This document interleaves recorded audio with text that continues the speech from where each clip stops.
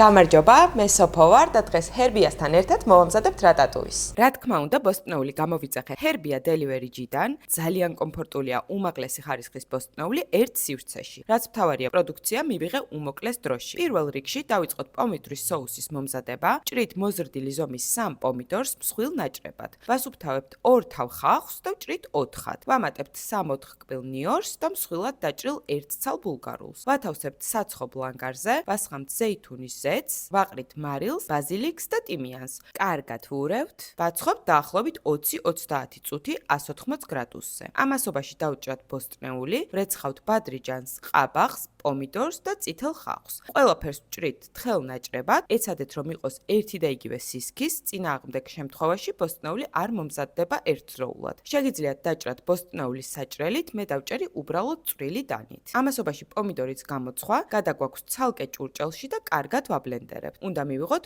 ერთგვაროვანი კრემოვანი მასა. დავიწყოთ რატატუის აწყობა, ცეცხლგამძლე ჭურჭელში ვასხამთ პომიდორის соуს და კარგად ვანაწილებთ. ერთმანეთზე ვადებთ ბადრიჯანს,